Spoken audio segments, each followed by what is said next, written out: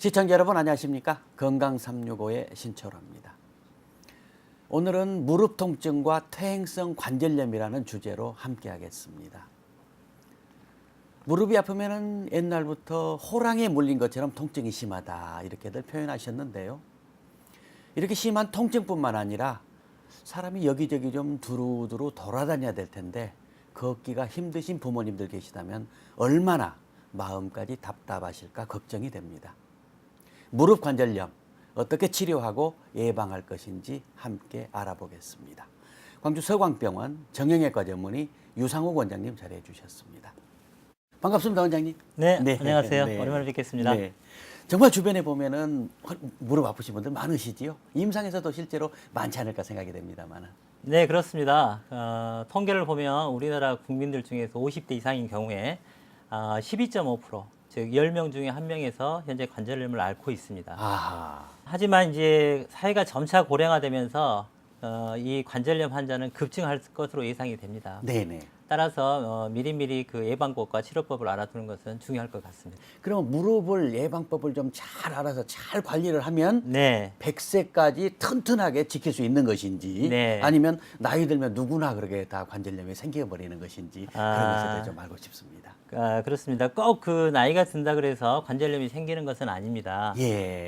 과거에는 나이가 들면서 발생하는 것으로 생각을 해서 노화의 한 현상으로 생각을 해서 퇴행성 관절염이라고 불렀습니다. 예. 하지만 여러 연구에 의해서 노화뿐만이 아니라 어떤 유전적 성향이나 비만 또는 관절의 모양이나 형태 그리고 호르몬 등 다양한 원인에 의해서 관절염이 발생하는 것으로 밝혀졌습니다. 네.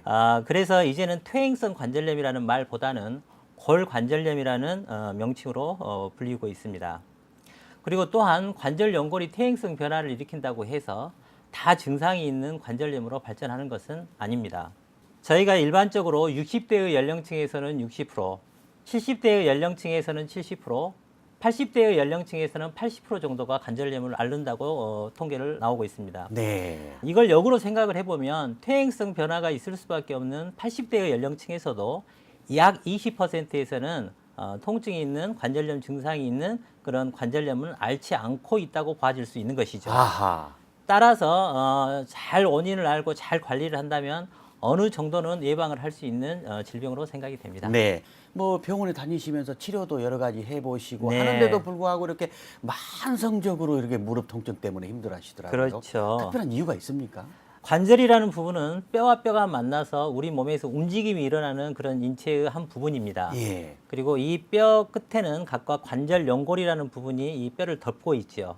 그런데 이 관절 연골은 조직학적으로 신경이 없습니다. 예. 그래서 부딪히더라도 통증을 느끼지 못하고 또 굉장히 마모에 강하기 때문에 우리가 일상생활에서 수만 번 움직임을 하더라도 잘 달아지지 않죠. 예. 그리고 굉장히 그 탄력이 좋아서 충격의 75%를 흡수를 이 관절 연골에서 합니다.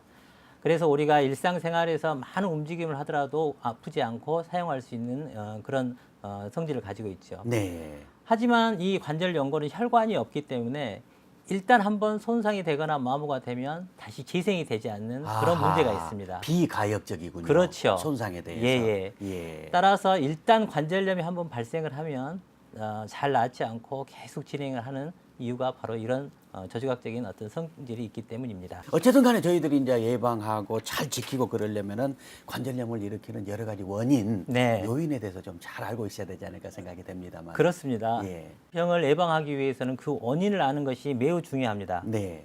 관절염은 크게 1차성 골관절염, 특발성이라고도 하죠. 그 다음에 2차성 골관절염, 속발성이라도 하는데 이렇게 두 가지로 크게 나눌 수가 있습니다. 1차성 골관절염은 주로 나이나 성별, 특히 관절염 같은 경우는 여성, 네. 그 다음에 유전적인 요소와 관련해서 관절염이 발생하는 것입니다. 2차성 관절염은 비만이나 무리한 운동 또는 잘못된 생활 습관이나 외상이나 뼈의 어떤 기형, 그 다음에 다른 질병이 원인이 돼서 관절염이 발생하는 것을 2차성이라고 합니다. 네.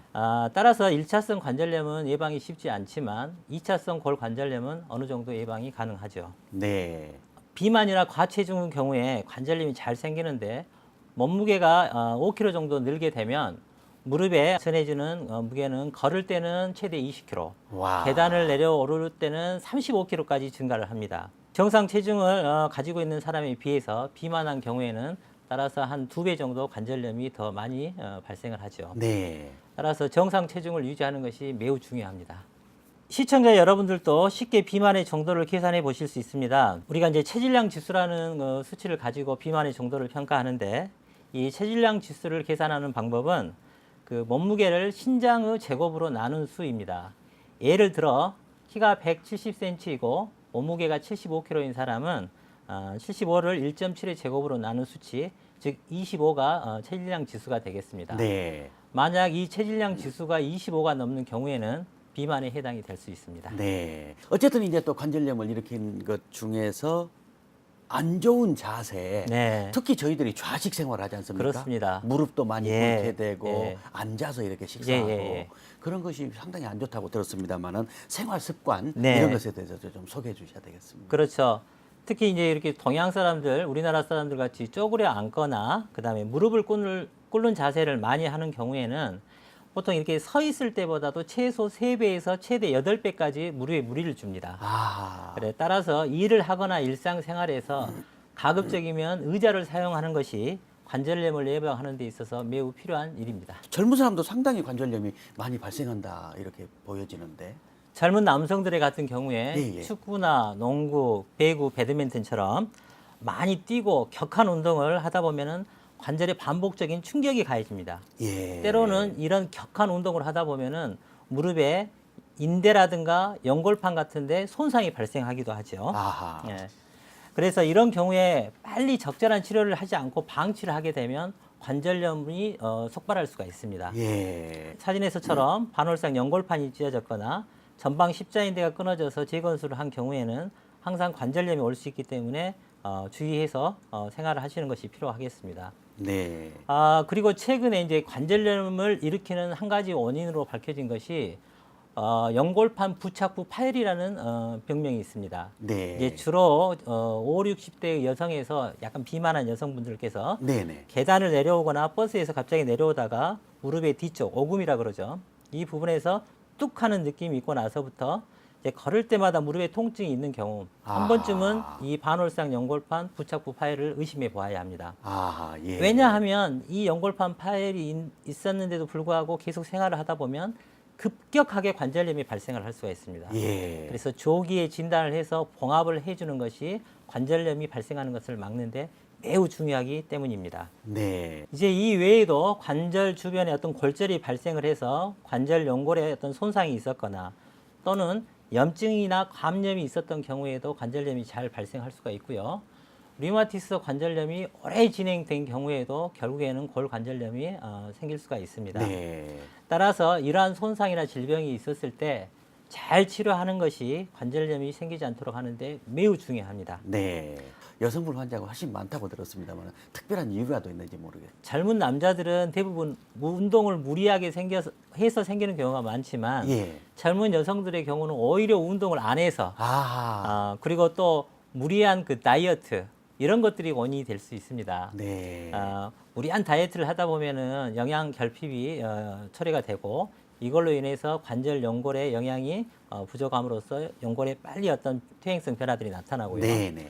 또 이제 하이힐 같은 경우, 그다음에 또 운동 부족인 경우에 근력이 약화가 되면 무릎 전체적인 부분에서 어느 한 부분에만 부하가 많이 걸리게 됩니다. 아하. 그래서 그쪽에 연골이 쉽게 마모되고 한 부분에만 관절염이 오게 되죠. 그래서 젊은 여성분들 같은 경우는 대부분 이러한 요인으로 인해서 무릎에 통증이 많이 발생하는 것 같습니다. 어떤 증상이 있으면 병원에 가서 빨리 진단을 좀 받아봐야 됩니다. 평소 오래 서 있으면 무릎이 아프거나 예. 또는 이제 그 계단을 오르내릴 때 통증이 심해지는 경우, 그리고 한쪽 무릎이 이렇게 붓고 그런 경우라면 일단은 먼저 관절염을 의심해 보는 것이 필요하겠습니다. 네. 어쨌든 간에 이제 그런 경우라면은 빨리 병원에 가서 진단받고 조기 치료를 받아야 될 텐데 네. 병원에 가게 되면 어떤 검사를 받아야 되는지. 일단은 병원에 가시게 되면은 가장 잘 아시다시피 먼저 할 수 있는 검사가 엑스레이 검사입니다. 예. 이 엑스레이 검사도 정확한 방법과 자세로 찍는 것이 관절염을 진단하는 데 도움이 됩니다. 누워서 찍는 경우에는 관절염이 어느 정도 진행이 된 경우에도 정상 소견으로 나올 수 있기 때문에 예. 반드시 일어서서 양쪽 무릎을 약간 구부린 상태에서 엑스레이를 찍는 것이 가장 정확한 관절 상태를 나타내 줄 수 있습니다. 네. 관절염이 이제 있으면 엑스레이 상에서 연골이 닳아진 만큼 뼈와 뼈 사이의 간격이 좁아져 아하. 보이게 됩니다. 그리고 이제 좀 더 진행이 되면 뼈에서 비정상적인 돌기들이 자라 나와 있죠. 이걸 골극이라고 하고요. 네. 그다음 이제 이 연골이 없어짐으로 인해서 뼈와 뼈가 직접 닿기 때문에 뼈가 하얗게 보이는 경화 소견이 나타날 수 있습니다. 네. 이런 소견들을 보고 관절염이 얼마나 심한지를 결정하게 됩니다. 그렇게 되겠군요. 네. 그래서 어쨌든 이제 많은 분들이 뭐 바램이라면은 병원에 찾아가서 진단받고 네. 치료하면 의학이 이렇게 발전했는데 네. 마음껏 걷고 통증도 전혀 없이 좀 다 네. 나았으면 좋겠다 이런 바람들을 가져볼 텐데 네네. 실제로는 어떻습니까? 아직까지는 관절염이 완치가 될 수 있는 방법은 없는 것 같습니다. 예. 최근에 이제 줄기세포를 이용한 다양한 치료 방법들이 연구되고는 있지만 네네. 아직 현재까지 대부분의 관절염은 완치가 되지 않는 것으로 보는 것이 좋을 것 같습니다. 네. 현재 일반적으로 쓰이는 치료 방법들은 통증이나 강직을 줄여서 환자가 일상생활에 좀 더 편하게 활동할 수 있도록 도와주는 정도의 치료일 뿐입니다. 아, 네. 네. 병이 오래되지 않은 경우에는 운동치료나 약물치료, 또 물리치료, 그 다음에 이제 이런 것들에도 치료에도 불구하고 통증이 지속되는 경우는 주사치료를 추가할 수가 있죠. 네. 하지만 이미 관절염이 심하게 진행이 되고 오랫동안 앓으셨다면 수술적인 치료 방법도 고려해야 될 것으로 생각이 됩니다. 네. 약을 먹을 것인지 또 수술을 받아야 할 것인지 어떻게 결정하며 그런 경우는 어떻게? 예. 그러니까 이제 엑스레이나 MRI 검사와 같은 어떤 검사 소견과 예, 예. 환자 본인의 증상이 치료 방법을 선택하는 데 있어서 일단 중요합니다. 예. 그리고 또 이제 나이가 60세 이전이냐 이후냐, 그 다음에 환자가 얼마나 비만하냐, 관절에 어떤 변형은 있느냐 없느냐, 이런 것들에 따라서 조금씩 치료 방법이 달라질 수가 있습니다. 네. 예. 그런 경우 반드시 수술을 받아야 될 경우는 그냥 좋아지진 않겠죠. 이게 이제 여러 가지 이제 치료 방법들 중에서 과연 수술을 해야 될지 말아야 될지를 결정하는 것은 체중 조절을 하고 예. 근력을 강화시켜주고 그다음에 약물 치료, 물리치료 같은 것을 해서 만약에 충분히 치료가 될 수가 있다면 예. 물론 수술적인 치료는 꼭 필요하지 않습니다. 네. 그렇지만 그러한 치료를 방법들을 충분한 기간, 예를 들어서 네. 3 내지 6개월간 했음에도 불구하고 증상이 지속이 된다면 수술적 방법도 네, 그래야 고려를 해야 되겠군요. 되겠죠. 네. 네. 초기에는 어떤 치료를 주로 하게 됩니까? 관절염이 원인이 되는 쪼그려 앉는 자세라든가 무리한 운동, 잘못된 생활 습관을 고치는 것이 필요합니다. 통증이 심한 경우에는 휴식도 아주 좋은 치료 방법이 될 수가 있습니다. 네. 하지만 과도한 휴식은 오히려 근육을 약화시키고 관절을 굳어지게 할 수 있기 때문에 휴식과 운동의 적절한 균형이 필요합니다. 비만을 조절을 해서 정상 체중을 유지하는 것은 아까도 말씀드렸듯이 굉장히 중요한 치료 한 요소이고요. 예. 어떤 연구를 보면 체중을 5kg 줄이는 것만 가지고도 무릎 통증의 50%가 감소된다는 연구도 있습니다. 네. 그 다음에 이제 물리치료 같은 경우는 통증을 완화시켜줄 뿐만 아니라 근육이 약해지는 것도 맞고 네. 또 관절이 굳어지는 것을 예방할 수 있기 때문에 도움이 될 수 있습니다. 이제 이러한 방법에도 불구하고 통증이 지속이 된다면 보통 약물 치료를 하게 되죠. 네. 그래서 일반적으로 쓰는 약들은 소염 진통제라고 우리 몸에서 이제 통증을 경감시켜주고 염증 반응을 감소시켜주는 그런 제제입니다. 네. 하지만 이런 소염 진통제를 장기간 복용을 하다 보면 간이라든가 콩팥, 위의 어떤 부작용을 초래할 수 있기 때문에 네네. 반드시 의사의 지시에 따라서 복용을 하는 것이 좋겠습니다. 네. 무릎 아프신 그 어르신 분들 중에서 네. 뼈주사 맞았다 네. 그런 말씀. 근데 그 뼈주사란 것이 뭐 무릎에 주사를 맞는 것이 안 좋다 이런 편견들을 또 많이 갖고 계시더라고요. 그렇습니다. 예. 이제 병원에서 간혹 관절염을 치료할 목적으로 무릎 관절 내에 주사를 놓는 것이 있습니다. 두 가지 것이 있는데 예. 한 가지 것은 우리가 이제 일반적으로 히루안, 하이알 이렇게 상품명으로 나와 있는데 무릎 관절 안에 윤활유 역할을 하고 관절 연골에 영양을 공급해주는 관절액을 제품으로 만들어서 넣어주는 것입니다. 예. 이제 주로 약물 복용이 불가능한 환자들이나 운동이나 체중 조절을 했음에도 불구하고 통증이 지속되는 경우 초기의 퇴행성 관절염에서 효과가 있습니다. 네. 그리고 이제 또 한 가지는 방금 말씀하셨던 뼈주사라고 하는 스테로이드 주사입니다. 무릎 관절염이 어느 정도 진행이 돼서 활막염이 심하게 있을 때, 예. 그래서 이걸로 인해서 부종이 생기고 무릎이 잘 구부러지고 펴지고 하지 않았을 때 일시적으로 이렇게 스테로이드 주사를 쓰게 되면 이 염증 반응을 감소시켜줘서 굉장히 편하지요. 하지만 이 스테로이드 주사를 자주 맞게 되면 오히려 관절 연골이 약해지고 자주 맞다 보면은 세균 감염에 의해서 화농성 관절염이 발생할 수 있습니다. 아하, 예. 그래서 그리고 또 이제 이 스테로이드가 오랫동안 몸에 축적이 됨으로써 전신적인 부작용을 나타낼 수 있기 때문에 가급적 스테로이드 주사는 많이 맞지 않는 것이 좋을 것 같습니다. 근데 이렇게 이제 약을 먹고 주사를 맞아도 무릎이 계속 아프다면은 바로 수술을 결정하는 것이 좋습니까? 어떻습니까? 꼭 그렇지만은 않습니다. 이제 이 수술의 방법이라는 것들도 여러 가지가 있겠지만은 이 수술도 결국에는 통증을 안화시켜주고 관절염이 진행이 되는 것을 서서히 진행이 되게끔 해서 자기의 관절로 조금 더 쓸 수 있게끔 해서 생활을 유지하게끔 하기 위한 것이지 네. 이미 한번 진행되어 있는 관절염을 과거 상태로 돌릴 수 있는 그런 방법들은 아닙니다. 네. 네. 그렇군요. 뭐 수술적인 이제 꼭 필요할 때 네. 수술의 방법도 여러 가지가 있다고 들었습니다. 아, 그렇습니다. 일단 크게 나누어서 관절 내시경을 이용한 수술, 그 다음에 O자형 다리를 반듯하게 만들어주는 교정 절골 수술, 그 다음에 이제 인공관절 수술로 크게 나눌 수가 있습니다. 네. 이제 관절 내시경을 이용한 수술은 반월상 연골판 같은 것들이 찢어져서 예. 이 찢어진 연골이 관절 연골을 손상을 주는 경우에 내시경을 가지고 이렇게 정리해 줌으로써 통증을 완화시켜 줄 수가 있고요. 예. 또 이제 뼈나 연골 조각들이 관절 내에 끼어 가지고 무릎의 통증을 야기하는 경우 내시경을 이용해서 그걸 제거함으로써 좋은 결과를 낼 수가 있습니다. 예. 이 관절 내시경 수술도 그 관절염에서는 연골이 일부분 까져 있을 때 손상이 돼서 없어졌을 때 네네. 미세한 구멍을 뼈에다가 이렇게 뚫어줌으로써 연골이 덮이게 하는 미세 파쇄술이라는 수술 같은 경우에도 이 관절 내시경을 이용해서 충분히 가능합니다. 아하.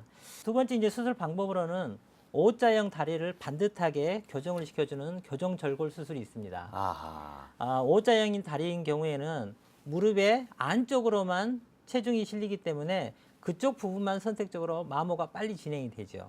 그래서 이 O자형 다리를 X자형 다리로 모양을 반듯하게 만들어 줌으로써 바깥쪽으로 체중이 실리게 해서 연골이 없는 안쪽에 충격이 가지 않고 네. 바깥쪽으로 체중을 실리게 함으로써 통증은 없고 또 자신의 관절이기 때문에 인공관절보다는 훨씬 편하죠. 네. 하지만 이 이제 교정 절골 수술은 절골한 부분이 뼈가 완전히 유합이 될 때까지 약 3개월 정도 목발을 짚어야 되는 그런 단점이 있습니다. 네. 그다음에 이제 교정 절골 수술하기에는 조금 관절염이 진행이 돼 있고 예. 또 완전 인공관절 수술하기에는 좀 아까운 경우가 있을 수 있습니다. 아하. 그런 경우에는 닳아진 관절의 일부분만을 인공관절로 바꿔주는 수술 방법도 있습니다. 아하. 이 수술은 완전 인공관절 수술보다는 훨씬 통증이 적지요. 예. 그렇기 때문에 재활 치료도 빠르고요. 그 다음에 이런 여러 가지 장점이 있지만 너무 뚱뚱한 사람이라든가 비만한 경우라든가 관절의 변형이 심한 경우, 그 다음에 전방 십자인대가 끊어진 경우처럼 인대의 어떤 손상이 동반된 경우는 사실은 불가능한 일입니다. 네. 인공관절 수술이 상당히 도움을 많이 주는 걸로 보이는데 네. 언제부터 시작됐습니까? 이게? 무릎 관절염 환자에서 지금 가장 많이 시행되고 있는 수술은 아마도 인공관절 수술일 것입니다. 예. 우리나라에서도 연간 한 2만 명 이상이 이 수술을 받고 있는데요. 네. 처음 시작된 것은 1960년대 인공관절 수술이 처음으로 시작이 됐습니다. 그래서 이후 많은 발전을 거듭해서 지금 현재 이르게 됐는데 예. 역사가 한 40년 이상 되는 것이죠.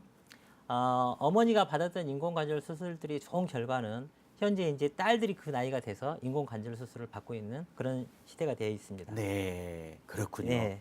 그렇다면 이제 그렇게 뭐 통증도 없앨 수 있고 이렇게 뭐 상당히 안정성 네. 이런 것들이 다 확보되지 않았을까 네네. 이런 생각이 들어갑니다. 그렇습니다. 주로 어떤 환자에게 도움이 됩니까? 일단 인공관절 수술은 나이가 60세가 넘고 엑스레이 상에서도 심하게 관절염이 진행된 경우에는 이 인공관절 수술만큼 좋은 수술은 없는 것 같습니다. 예. 다만 이제 수술을 받기 전에 몇 가지 꼭 생각해야 될 점들이 있습니다. 인공관절 수술로 바꿔버리면 수술 후에 어떤 문제가 생기더라도 다시 자신의 처음 가지고 있던 자신의 관절로 되돌릴 수는 없습니다. 예. 따라서 신중하게 수술을 결정을 해야 됩니다. 만약 다른 치료 방법이 있다면 그러한 치료 방법들을 최소 3개월 내지 6개월은 충분하게 치료를 받아보고 아하. 그때도 호전이 안 될 경우에 인공관절 수술을 하시는 것이 좋습니다. 네. 또 인공관절 수술을 하고 나서 인공관절은 마모가 일어날 수가 있습니다. 예. 그래서 한번 마모가 돼버리면 절대 재생이 되지 않기 때문에 무릎을 많이 사용해야 되는 비교적 젊은 60세 이전에서는 가급적 이 수술은 피하는 것이 좋습니다. 아하. 예. 보통 우리가 인공관절 수술을 20년 정도 쓰게 되면 10%, 네. 즉 10명 중에 1명에서 마모가 일어나서 다시 수술을 해야 되는 확률이 있습니다. 아. 따라서 인공관절 수술 후에는 심한 노동이나 무리한 운동 이런 것들은 최대한 피하시고 아껴서 써야 되겠군요. 아껴서 써야 되고요. 예. 그다음 매년 엑스레이를 찍어서 혹시 마모가 진행되고 있지는 않는지 꼭 확인을 하시는 것이 중요합니다. 한 번밖에 수술을 못 합니까? 물론 상태에 따라서 재수술이 가능하지만 예, 예. 처음 수술보다는 재수술하는 아. 경우 훨씬 어렵고 네. 결과도 좋지 않은 것으로 되어 있습니다. 그렇군요. 그래서 네. 그러시는군요. 네. 또 이제 많이 아플까 이 수술을 받고 네, 하시는 네, 분들 네. 또 수술을 받아서 아무래도 인공적인 것이기 때문에 네. 구부림이라든지 뭐 이렇게 거동하는 데 네. 있어서 얼마나 자연스럽게 될 것인가 이런 걸 많이 걱정들 하시고 두려워하시더라고요. 그렇습니다. 무릎 인공관절 수술을 주저하는 가장 큰 이유 중에 하나는 수술 후의 통증 예. 일 것입니다. 하지만 물론 수술 후에 전혀 아프지 않을 수는 없습니다. 하지만 최근에는 이런 수술 후에 통증을 조절하는 여러 가지 방법들이 많이 개발이 되어 있습니다. 네. 그래서 이제 신경 차단술이라고 하는 것들인데 통증을 느끼는 신경 주변에 통증 완화시켜주는 물질을 계속 주입함으로써 크게 아프지 않고 치료를 받게끔 해주는 것이죠. 네. 따라서 수술 후에 아플 것에 대한 두려움 때문에 꼭 필요한 수술을 미루고 평생 아프게 사는 것보다는 이런 방법들을 이용해서 치료를 네. 받는 것이 도움이 될 것이고요. 또 이제 가장 걱정하는 것 중에 하나가 수술하고 나서 무릎이 잘 안 구부러지는 것, 뻗정다리가 되지 않을까 네. 하는 걱정을 많이 하시죠. 네. 그렇지만 어찌 됐든 간에 인공관절 수술을 제대로만 받으면 수술을 하기 전보다 무릎이 더 안 구부러지거나 안 펴지거나 하지는 않습니다. 예. 그래서 꼭 필요한 경우에는 적극적으로 인공관절 수술을 받는 것이 좋고요. 예. 수술하고 나서도 한 일주일이면 대부분 보행이 가능하고 두세 달 정도 지나면 큰 어려움 없이 일상생활이 가능합니다. 뭐 수술을 받고 역시 주의해야 될 점. 아무리 간단한 수술이라도 부작용이 생기지 않을 수가 없습니다.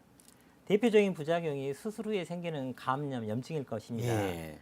인공관절 수술에서도 염증이나 감염이 드물게 발생할 수 있습니다.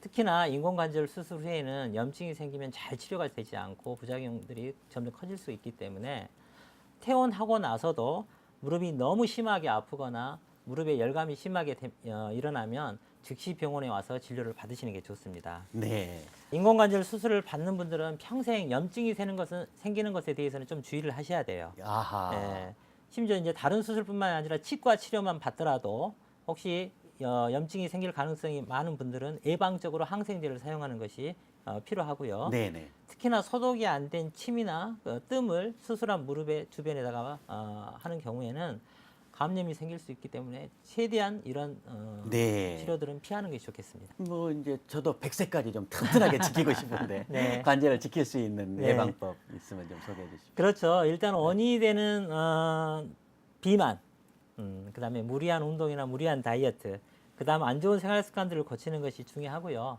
만약에 어떤 관절의 통증이 발생을 한다면 조기에 병원에서 진단을 받고 빨리 정확한 치료를 받는 것이 관절염을 예방하는 데 가장 중요한 요소라고 생각이 됩니다. 네.